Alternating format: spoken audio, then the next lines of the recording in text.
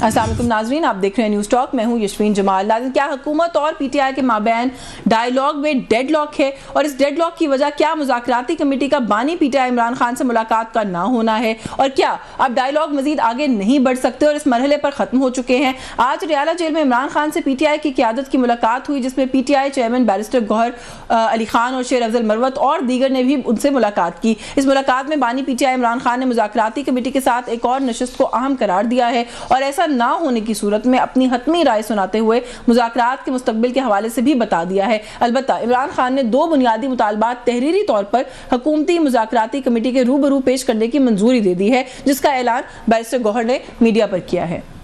मुतालिबात खान साहब ने परमिशन दी है, तो जो हमारे दो मुतालिबात है, आल्दो उसकी इन राइटिंग देने की कोई जरूरत नहीं, पर हम नहीं चाहते कि इसको जवाब बना करके ऐसा कि, लेकिन खान साहब ने कहा है कि आप बेशक इन राइटिंग दे दे, तो वो हम इन राइटिंग दे देंगे।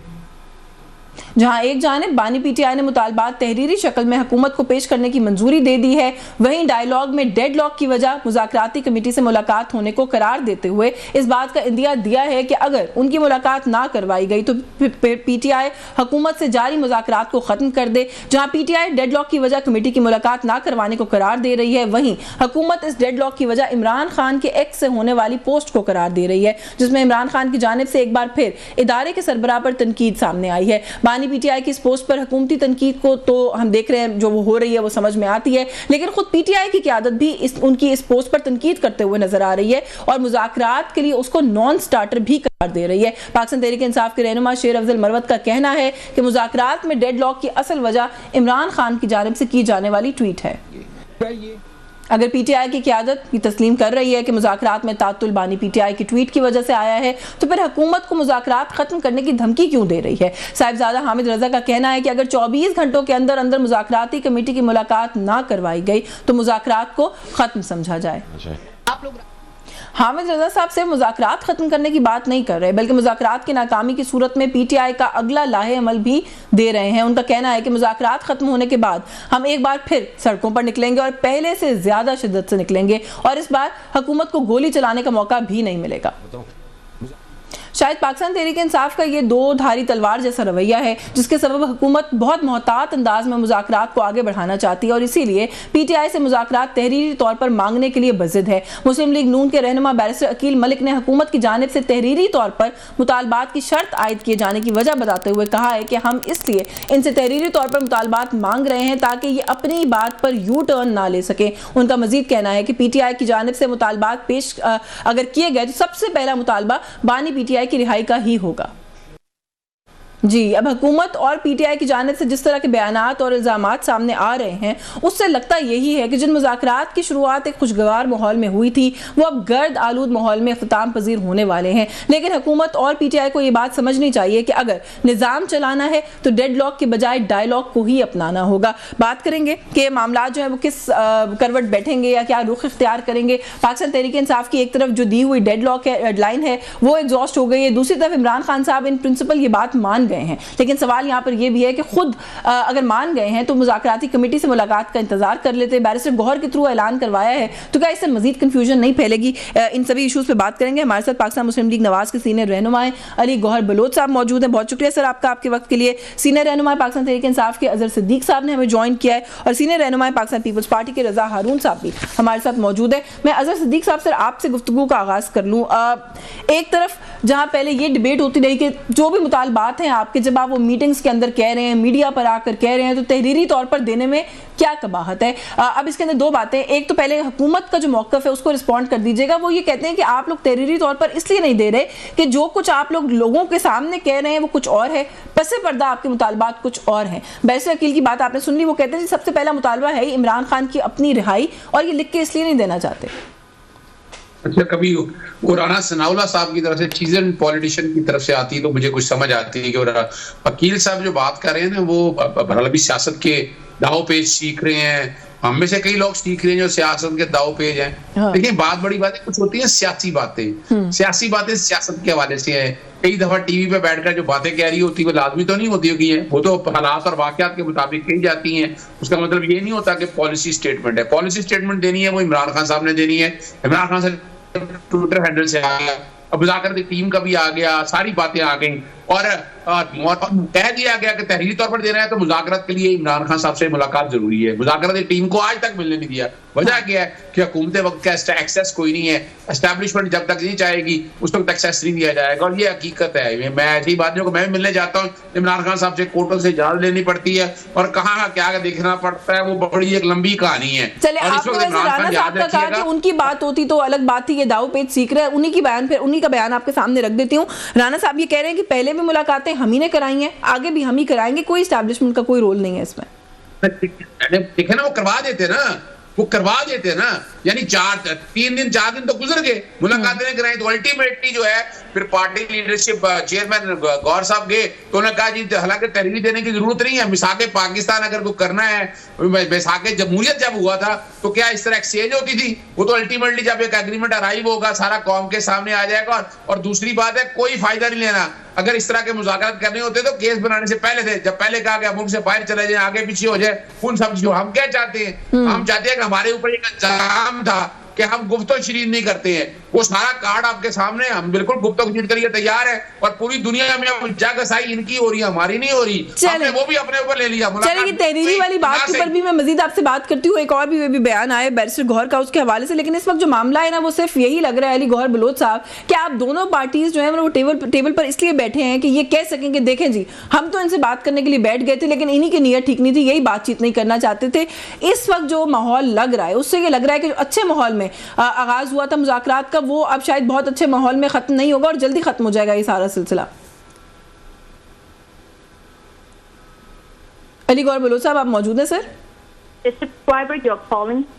हम दोबारा राब्ता करने की कोशिश करते हैं। रजा हारून साहब, सर आप लोग किस तरीके से देख रहे हैं? पाकिस्तान पीपल्स पार्टी के कुछ दोस्तों से 1-2 दिन से हम बात करें अपने प्रोग्राम्स में, वो ये कहते हैं कि हम तो एट बेस्ट एक फैसिलिटेटर का रोल प्ले कर रहे हैं और हम चाहते हैं कि माहौल अच्छा रहे और ये मुज़ाकरात कामयाब हो जाएं। लेकिन अभी तक जो कुछ हो रहा है, सारे मामला आपके सामने हैं, आपको कहीं पहुंचती हुई लग रही है ये गाड़ी जो है? देखें शीन साहब, इस तरह के जो मुज़ाकरात होते हैं इनकी कामयाबी का दारोमदार होता है इंटेंट या नियत के ऊपर। दोनों साइड्स की नियत अगर ये है कि हमने बैठ के मामला सुलझाने और हमने कौम को, पाकिस्तान को एक पैगाम देने हैं सियासी इस्तेकाम का, और हम ये भी बताएं कौम को कि हम सियासी तौर पर मसला हल करने की अहलियत रखते हैं, अगर ये नियत है तो मुज़ाकरात नाकाम नहीं हो सकते। फिर जिस तरह की पोलराइजेशन हो चुकी थी, जैसे बयानात आ चुके थे और जितने एक्सट्रीम लेवल पे हो चुकी थी, मैं समझता हूँ कॉन्फिडेंस बिल्डिंग के लिए दो जो मुज़ाकरात की मीटिंग्स हुई हैं वो अच्छी हैं। हमें हमेशा अच्छी कीमत रखनी चाहिए। इसके बावजूद के बाद क्या बयानबाजी चल रही हो, दोस्त क्या बोल रहे हो, क्या चल रहा हो, लेकिन हमें अच्छी रखनी चाहिए। तीसरी बात जो इम्पोर्टेंट, जो हमारी पीटीआई के दोस्तों को समझने की जरूरत है कि जलसे की जुबान, जुलूस की जुबान, कॉर्नर मीटिंग्स की जुबान और असेंबली में खड़े होने की तकरीर, वो एक अलग चीज है। टेबल के मुज़ाकरात एक बहुत डिफरेंट चीज होती है। टेबल के मुज़ाकरात में जो पार्टी, जो साइड अपने मुतालबात मनवाना चाहती है, सामने रखना चाहती है, वो लिख के लेकर आती है। एजेंडा होता है उनका, वो एजेंडा सामने पेश करते हैं, प्रेजेंट करते हैं, उस पर बहस होती है, फिर सामने वाले का जवाब भी रिटर्न आता है। ये तमाम चीजें इसलिए होती हैं कि दुरुस्त रिकॉर्ड का हिस्सा बने। अब बावजूद मैं तो नहीं समझता क्या वजह है, जब बानी जो है वो 2 दफा अपनी ट्विटर पोस्ट में सारे मुतालबात लिख चुके हैं, तो उन्हीं को कॉपी पेस्ट करके देने में क्या हर्ज थी? कोई हर्ज नहीं थी, कोई हर्ज नहीं था। वो तो सारी बातें कर चुके। वैसे दोनों तरफ सही लगती है, हुकूमत भी उसको एविडेंस समझ सकती है, वो भी नहीं मानने को तैयार, पीटीआई भी लिख के दे सकती है जी। हुकूमत तो पॉलिटिकली अपना फेस सेव रखेगी कि वो उतनी हद तक की बात करे जितनी उसके सामने लिखी हुई है। वो ज्यादा ऑफर उस वक्त नहीं करेगी जब तक सामने वाला उसकी भी कोई ऑफर मानने को तैयार ना हो ना। ये डायलॉग, लेकिन सर लैक ऑफ ट्रस्ट भी है ना, बदएतमादी भी है। वो बिल्कुल है, लैक ऑफ ट्रस्ट तो मैंने कहा ना, पोलराइज है, लैक ऑफ ट्रस्ट, नीयतें ठीक नहीं है ना। जब नीयतें ठीक होंगी मुज़ाकरात कामयाब। नीयतें ठीक नहीं है, नीयतें ठीक नहीं। अच्छा, अली गौहर बलोच साहब को शामिल करेंगे इंशाल्लाह जी। अली गौहर साहब, आपको मेरी आवाज आ रही है सर? जी, अली गौहर बलोच साहब, आप साथ हैं हमारे? जी बिल्कुल आवाज। अच्छा, बहुत शुक्रिया सर आपका, आपके वक्त के लिए। अच्छा, मुज़ाकरात का क्या बनेगा उस पर तो मैं आपसे बात करती हूँ। पाकिस्तान तहरीक इंसाफ की क़यादत के सामने की तरफ से एक तजवीज़ सामने आ रही है। वो ये कहते हैं कि मुलाकात होगी, नहीं होगी, कब होगी, कैसे होगी, ये सारा मसला ही हल हो जाए अगर आप लोग अपनी कमेटी के अंदर मोहसिन नकवी साहब को शामिल कर लें। कैसे रिस्पॉन्ड करेंगे इस बात को? बिस्मिल्लाहिर्रहमानिर्रहीम। देखें, जिस तरह से पीटीआई जो है वो खुद अपनी कमेटीज बनाने में पास जा रहा है। इसी तरह से हुकूमती इत्तेहाद की पार्टीज ने भी जो है वो मतलब है उनको इख्तियार हासिल है कि वो अपनी पार्टी से किस किस को नुमाइंदगी के लिए तजवीज है वो तो खैर लिहाजा किसी को ये डिक्टेट करना कि फलां को डालने और फलां को ना डालने, वो मेरा ख्याल है गैर संजीदगी वाली वो नहीं, मुतालबा नहीं है, तजवीज है। उन्होंने कहा कि आसान हो जाएगा। तजवीज, हम उनकी तजवीज का खैर मकदम करते हैं, लेकिन अल्टीमेटली जाहिर है डिसाइड प्राइम मिनिस्टर साहब ने करना है। जिस तरह पीपल्स पार्टी की अपनी लीडरशिप है, उसके नाम यकीनी तौर पर वो भी पीपल्स पार्टी से पूछ के लिए गए होंगे। और बाकी ये है कि मोहसिन नकवी साहब हों या दीगर हमारे कोई दोस्त हों, वो जाहिर है कि वक्तन फक्तन ऑपोजिशन के साथ वैसे ही ऑन बोर्ड होते हैं और राब्ते में होते हैं। तो मैं समझता हूं कि वो एक जो पार्लिमान का राब्ता है पार्लिमान की सतह पर, वो तो ऑपोजिशन का और हुकूमती पार्टी के लोगों का चलता रहता है और दीगर कानून। सर ये कहते हैं कि आपके ख्याल में इस पूरे अमल से कुछ निकलेगा? ऐसा लग रहा है कि इनिशियली बड़ी पॉजिटिविटी थी, लेकिन अब लग रहा है कि मामला कहीं और ही जा रहे हैं, देयर गोइंग साउथ की, इसमें से निकलेगा कुछ नहीं, क्योंकि अब जिस तरह के बयानात सामने आ रहे हैं, जो कुछ कहा जा रहा है, उससे तो सर ऐसा ही मामला लगता है। अभी अजहर सिद्दीक साहब मौजूद हैं प्रोग्राम में, उन्होंने इस शो पर भी कहा कि एस्टैब्लिशमेंट की मर्जी से मुलाकातें भी होती हैं, सारा कुछ वहीं से हो रहा है। देखें, पहली बात तो ये है कि अजहर सिद्दीक साहब का इंतहाई काबिल एहतराम है, लेकिन जाहिर है कि ये सियासी बयानात देते हैं, मेरा ख्याल है कि और अच्छे वकील भी हैं, लेकिन इनका सियासी तजर्बे से तो मैं इत्तेफाक नहीं करता, क्योंकि इन्होंने इलेक्शन भी नहीं कॉन्टेस्ट किया और गली मोहल्ले की पॉलिटिक्स में भी इन्होंने हिस्सा नहीं लिया। हाँ। लिहाजा ये अपनी तरफ से जो भी बयान जारी करते हैं वो इनकी अपनी मर्जी है, लेकिन मैं जाती तौर पर समझता हूँ कि जो मैंने आज राना सनाउल्लाह साहब की लैंग्वेज सुनी है वो बड़ी जबरदस्त थी। उन्होंने बड़ा धीमे अंदाज में और बड़े अच्छे अंदाज में एक्सप्लेन किया, और मुझे उनकी लैंग्वेज से लगता था कि वो मामलात को संजीदगी से चला रहे हैं, जो कमेटी के अंदर जो मामलात भी डिस्कस हो रहे हैं। और बल्कि वो तो मुझे इनकी पार्टी के कुछ लोगों को भी अप्रिशिएट करते हुए नजर आ रहे थे कि उन्होंने भी अच्छे तरीके से तजावीज दी और इस तरह की बात। लेकिन असल यकीन मसला ये है, मुझे वो ख्वाजा आसिफ साहब का भी बयान याद आ रहा है जो उन्होंने कल दिया। उन्होंने कहा कि ये संजीदा ही नहीं है और इनके जो रवैये हैं और जो इनकी गुफ्तगू है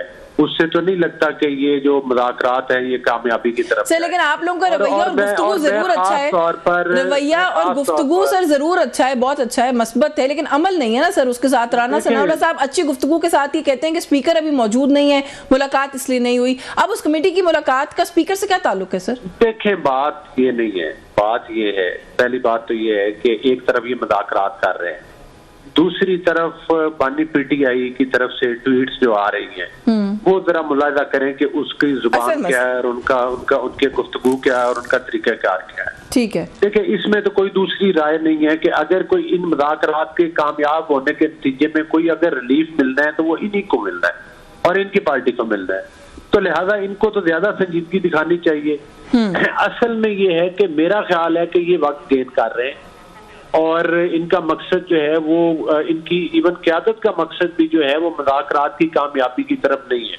मुलाकात एक सियासी कारकुन की हैसियत से, चूंकि मैं उन कमेटी में तो नहीं शामिल कि मैं को हतमी राय दूं, लेकिन मेरा ख्याल है कि मुलाकात भी हो जाएगी। मुलाकात तो उस वक्त भी इनकी हुई थी जब इन्होंने कहा था मौलाना फजल रहमान के जरिए मिल के उनकी मिन्नतें तरले करके अपनी 26वीं तरमीम में अपनी शिक्के भी सारी डलवा ली और जाती दफा रफू चक्कर हो गए। सर मुझे आपको इंटरप्ट करना पड़ेगा, मुझे एक ब्रेक लेनी है, ब्रेक से वापस आके इस पे बात करते हैं सर। लेकिन ये जो सारी बातें अभी आप कर रहे हैं ना, इस तरह के रवैये और तरीके से भी यही लगता है कि शायद मुज़ाकरात को कोई बहुत ज्यादा संजीदगी से आप लोग भी नहीं ले रहे, क्योंकि ये इल्जाम दोनों तरफ लगाया जा रहा है। बाकी आपने जो एक दो नुकात उठाए, मैं पूछती हूँ अजहर सिद्दीक साहब से इस ब्रेक के बाद। व्यूअर्स हमारे साथ रहिए।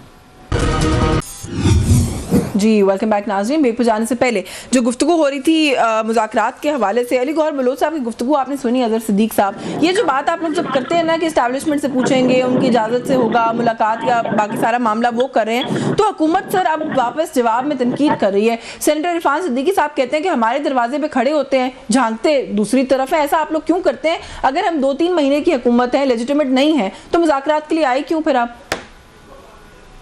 देखिए, बहुत शुक्रिया आपका। पहले एक बात तो समझना है कि नवाज शरीफ जो कल्ट है या जो भी एक शक्ल है वो हमेशा से रही है एस्टैब्लिशमेंट की। इनको पाला बड़ा, ऊपर तक पहुंचाया, मुल्क से ले जाना, बाहर करना, अंदर लेके आना, ये वो चलते रहे, वरना तो जुल्फकार अली भुट्टो साहब सर्वाइव नहीं कर सके। आप अंदाजा लगाए ना, अगर वो एंटी एस्टैब्लिशमेंट थे ना, यहाँ तो ये तो ऐसे सर्वाइवल है। और ये कहा जाए वो डॉक्टर अनवर सज्जाद ने बड़ी जबरदस्त बात की कि सफाई निस्फ इकबाल जुर्म है।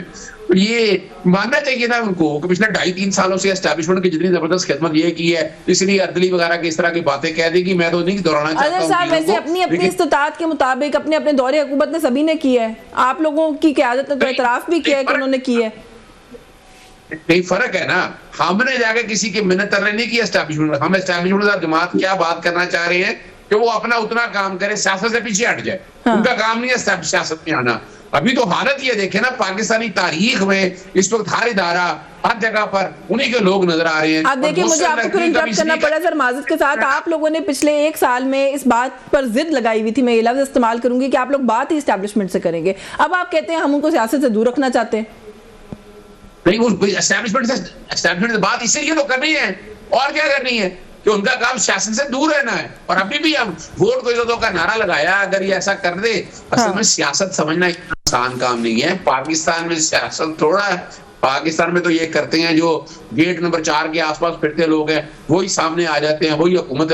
अभी तो जिंदा मिसालें आपके सामने मौजूद हैं। हमें अपने बलबूते के ऊपर, अपने काम के ऊपर, यानी अभी आज निकाल कर देखे ना, 85% है पाकिस्तान तहरीक इंसाफ का वोट। जरा इलेक्शन तो लड़के देखे ना, आए ना, आज इलेक्शन अनाउंस करें और पता चल जाएगा क्या होना है। मैं जो बात कहना चाह रहा हूँ ना, हमने देखे बड़े तरीके के साथ जो इल्जाम था हमारे ऊपर, इल्जाम यही था कि हम गुफ्तो शरीर पर यकीन नहीं रखते। अब गुफ्तो शरीर में यानी मोहसिन नकवी वगैरह या आपके तो अपने मुलाकातें हुई हैं, जब डी चौक में आना था तो संजानी के वाले सुबह गेट खुले थे कि नहीं खुले थे। यहाँ क्या, मैं मुलाकात करने जा रहा हूँ, एनके चेक होनी है कि कैमरा तो नहीं लगा, अंगूठियां उतार लेनी है, पर्स ले लेने हैं, आते हुए चेकिंग इतनी, जाते हुए चेकिंग इतनी, और वहां जितनी गुफ्तगू हो रही है सारी रिकॉर्डिंग हो रही होती है। कोई पुलिस वाला खड़ा है इधर, कोई औरतें खड़ी हैं, यानी अंदाजा लगाएं। आप सोच सकते हैं वहां कि भाई आप, अगर मैं वकील भी गया हूं तो मैंने तो प्राइवेट प्रिविलेज बात करनी है, नहीं कर सकते। तो यहाँ भी बात सिर्फ इतनी थी, बल्कि चाहिए ये, अगर हुकूमतें वक्त पाकिस्तान को आगे लेकर जाना चाहती है तो इन्हें चाहिए कि मुलाकात के लिए, जो कि इमरान खान से इस वक्त सजा याफ्ता कैदी नहीं है, इमरान खान साहब को खुद मदऊ करें कि आए, आप आकर बैठकर बात करें, आप गुफ्तगू करें। वरना कमेटी बना दी है और उसके लिखत पढ़त के हवाले से भी आज बात आ गई। अच्छा, ये जो बातें ये जो बातें आप दोनों तरफ से जो फरीकैन आप लोग करते हैं ना, रजा हारून साहब, आप इसको किस तरीके से देखते हैं? ये मुज़ाकरात का आगाज हुआ था तो उमर अयूब साहब ने कहा था कि मजबूरी के तहत हम ये मुज़ाकरात कर रहे हैं। हुकूमत के एंड पर बात करें तो ये बात और तासुर बहुत वो है, स्ट्रॉन्ग है कि हुकूमत पर कोई प्रेशर है, कोई दबाव है, जिसकी वजह से हुकूमत जो है वो फाइनली बैठी है टेबल पर इनके साथ। दोनों पार्टीज एक दूसरे पर ट्रस्ट भी नहीं कर रही, माहौल भी साजगार हमें नजर आ रहा है कि बनाने की कोशिश नहीं करी, बल्कि अगर बनाने की कोशिश होती है तो कुछ और लोग आके उसको सबोटाज कर देते हैं। तो फिर ये हो क्या रहा है? ये खाली मीडिया ऑप्टिक्स हो रही है आपके ख्याल में? जॉन एलियस साहब ने फरमाया ना कि एक ही हादसा तो है, और वो ये कि आज तक बात नहीं कही गई, बात नहीं सुनी गई। आप टेबल पे बैठ गए भाई, 7 बंदे आपके हैं, 8 बंदे हुकूमत की साइड के हैं, वहां बैठ के लड़ो, झगड़ो, जिद करो, जो करना है करो, एक दूसरे के साथ वहां बैठ के कर लो यार। इसीलिए तो टेबल सजती है। टेबल भी सजानी है, ट्वीट भी करनी है, बयानात भी देने हैं, प्रेस कॉन्फ्रेंस भी करनी है, डेडलाइन भी रखनी है, ये साथ साथ नहीं चल सकता। This shows your intent. जो मिसिंग इंटेंट है या सिंसियरिटी है आपकी, संजीदगी है ट्वीट अपनी डायलॉग के साथ, ये शो करती है आपकी।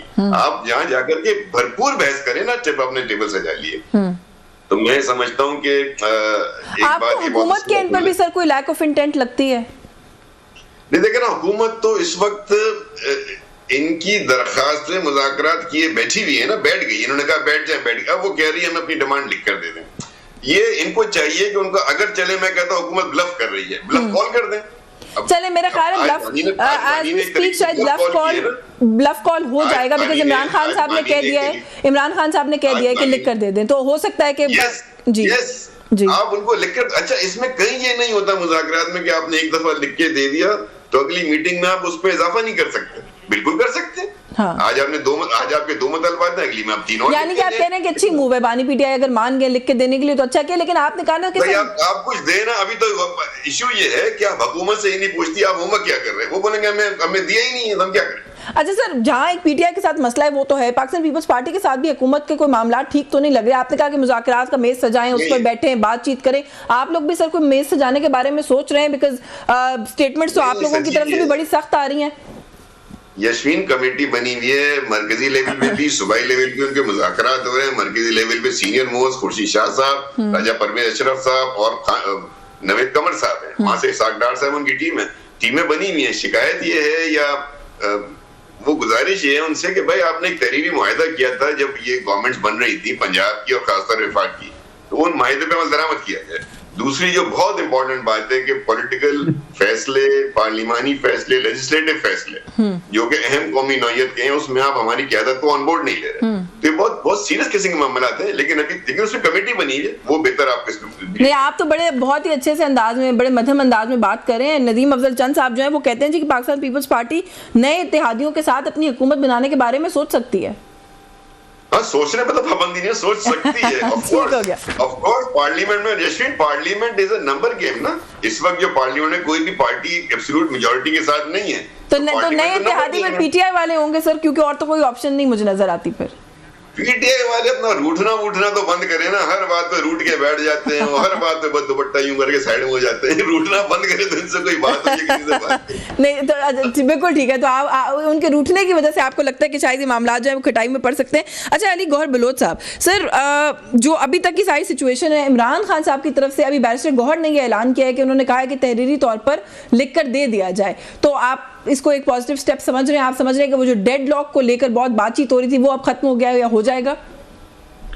देखिए, बात ये है कि असल में तो वही मैंने कहा है कि जिस तरह से आप कह रही हैं कि वो लिख कर देने के लिए तैयार हो गए हैं, तो इतनी सोचने की बात ही कोई नहीं थी। वो पहले भी, ये तो बड़ी वाज़ेह बात है। असल में बात ये है कि ये मुज़ाकरात की मेज पर भी आए हैं। ये तो पहले अभी तक जिस तरह से आपने भी बताया कि कहते थे कि हम तो बात भी सिर्फ एस्टेब्लिशमेंट से करेंगे, और एस्टेब्लिशमेंट ने ना सिर्फ इनको बल्कि तमाम पॉलिटिकल पार्टीज के लिए कहा कि भाई हम किसी सियासी पार्टी से कोई डायलॉग नहीं करना चाहते। सियासत करना सियासी पार्टी का काम है, आपस में डायलॉग करें। और हमने इन्हें डे वन से ऑफर किया कि भाई आप मुल्क में आग लगानी छोड़े, आप KPK के सारी जो आपकी मशीनरी है, जो हुकूमती वसाइल है, उसको लेकर इस्लामाबाद के ऊपर धावे खोलने छोड़ दे। आप 9 मई जैसे जो है पाकिस्तान में आग लगाने और इंतशार करने वाले वाकयात को छोड़े, आप मुज़ाकरात की मेज पर आए, आप गुफ्तो शनीद पर आए। लेकिन इसी तरह से, जिस तरह से एक इन्होंने साथ साथ दहशतगर्दी की कार्रवाइयां भी करनी और साथ साथ सियासी लबादा भी। दहशतगर्दी, देखिए प्रोटेस्ट को दहशतगर्दी आप लोग कहते हैं ना। देखिए, आपकी हर तरह की तनकीद आप करें, लेकिन सर एहतजाज को दहशतगर्दी ना कहें, बड़ा सख्त लफ्ज है जी। 9 मई के वाकयात को तो मैं दहशतगर्दी के अलावा कुछ भी नहीं कह सकता, और मेरे ख्याल आप भी कुछ नहीं कह सकती। दूसरी बात यह है कि जो ये कह रहे हैं कि भाई हम ये तो जनाब एस्टेब्लिशमेंट की पैदावार है हमारी पार्टी के बारे में, ओ भाई तुम्हारे बारे में किसने हवा भरी? तुम जनरल पाशा से लेकर जनरल जहीरुल इस्लाम से लेकर अंपायर की उंगली से लेकर और बाजवा साहब को तो पूरी जिंदगी के लिए एक्सटेंशन देने के लिए तैयार थे। हाँ। इधर आकर मीर जाफर और सादिक कहते थे, उधर प्रेसिडेंसी में छुप के उनसे मुज़ाकरात करते थे, उनके जूते पकड़ते थे। अली गौहर बलोच साहब, ये वाला पेंडोरास बॉक्स ना ही खोलें।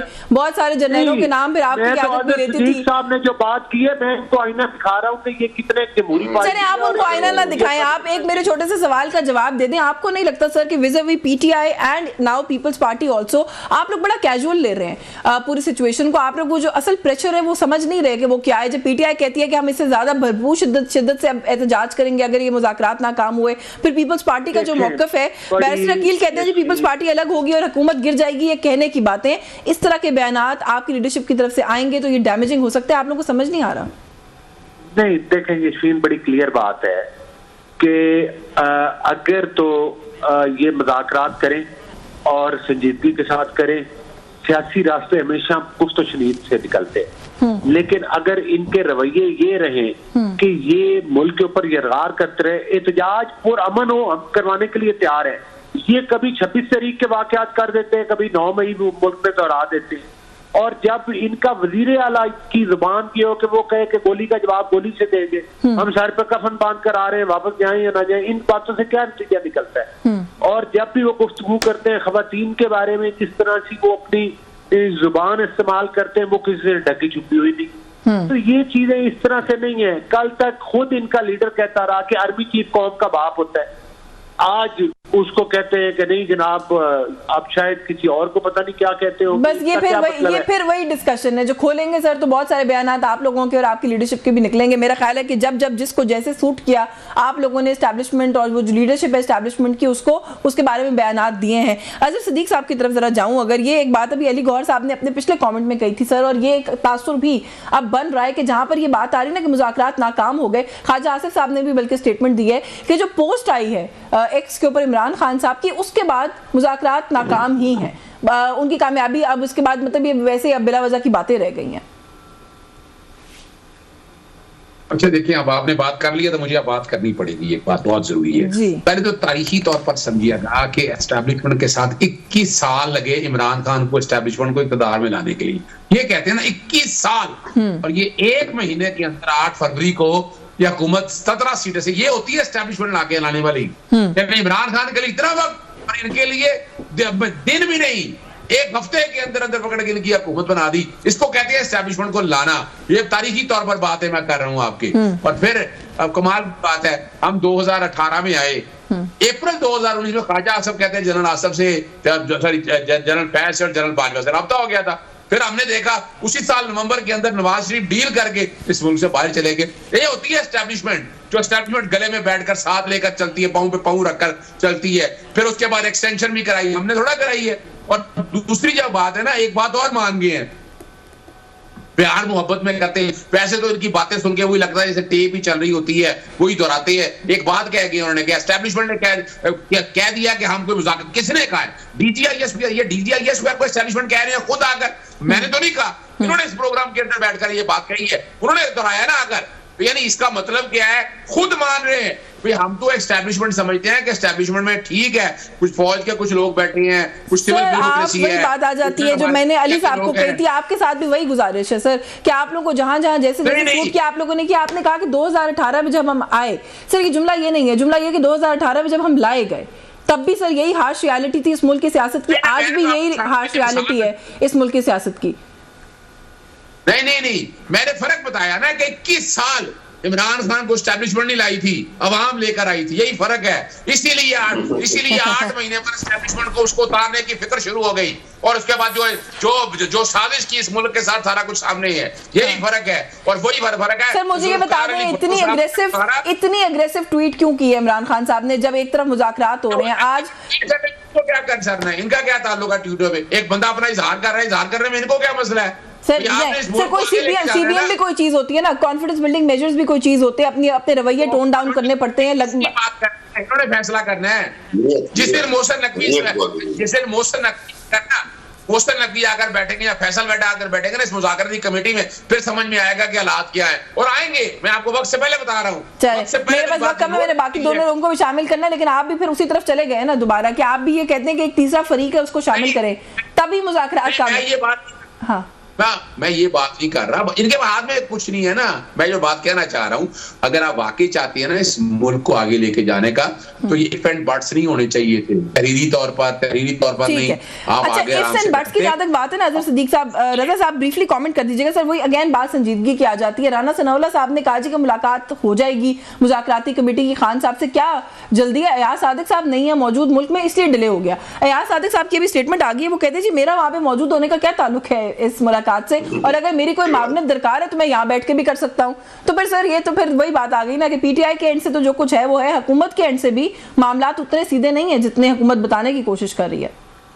मैं समझता हूँ कि यशीन साहबा इतना अच्छा फोरम क्रिएट हो गया है, पॉजिटिव अगर हम सोचें, तमाम पार्टियों की नुमाइंदगी है, लेकिन अफसोस की बात यह है कि टेबल पे जो एजेंडा है वो पार्टी स्पेसिफिक और पर्सन स्पेसिफिक है, नेशनल एजेंडा नहीं है।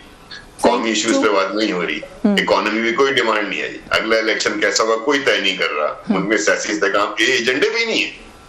तो मुझे बताएं इस पूरे मुज़ाकरात में चाहे जाके बानी से मिले ना मिले, इससे पाकिस्तान के अवाम को क्या लेना देना?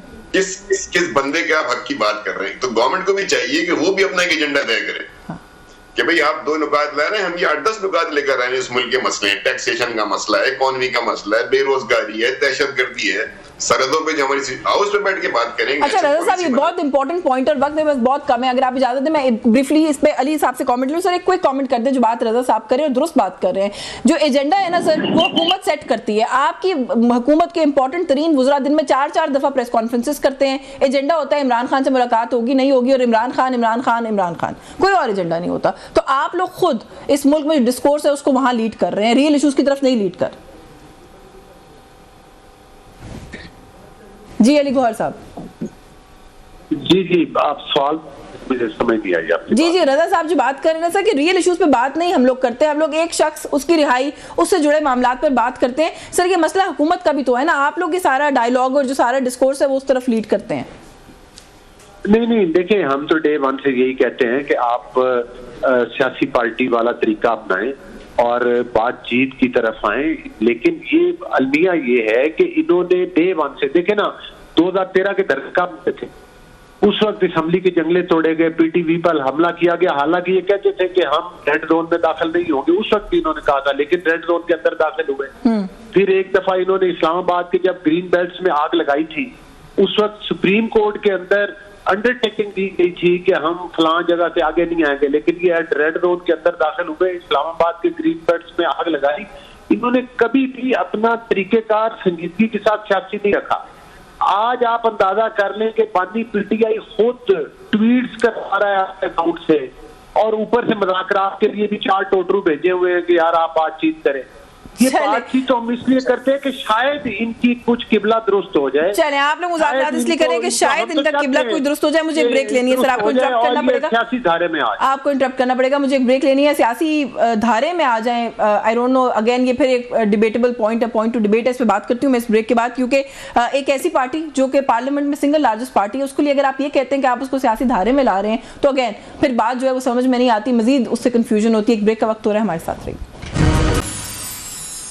जी वेलकम बैक नाजरीन। मुज़ाकरात के हवाले से क्योंकि हम बात करें और इस वक्त जो सारा माहौल है उसको देख के ऐसा लगता नहीं है कि मुज़ाकरात जो हैं वो किसी अच्छी मस्बत पेशरफ की तरफ बढ़ेंगे। राना सनाउल्लाह साहब कहते हैं कि इमरान खान साहब की गुफ्तगू को सामने रखें या उनके रवैये को सामने रखें तो लगता नहीं है कि वो कोई सीधी या अच्छी बात करेंगे। ख्वाजा आसिफ साहब कहते हैं कि मुज़ाकरात तो ऑलरेडी नाकाम हो चुके हैं। ऑन द अदर साइड जो है साहबजादा हामिद रजा साहब कहते हैं कि हम इस दफ़ा ज़्यादा शिद्दत से एहतजाज करेंगे अगर मुज़ाकरात कामयाब ना हुए। तो जिस वक्त माहौल है वो तो कम से कम अच्छा और पॉजिटिव नजर नहीं आ रहा, लेकिन देखते हैं कि आने वाले दिनों में ये मामला जो है किस तरफ जाएंगे। सभी मेहमानों के शुक्रगुजार हैं जिन्होंने प्रोग्राम में आज शिरकत की। न्यूज़ टॉक से आज के लिए बस यही कुछ, मुझे इजाजत दीजिए, अल्लाह हाफिज़।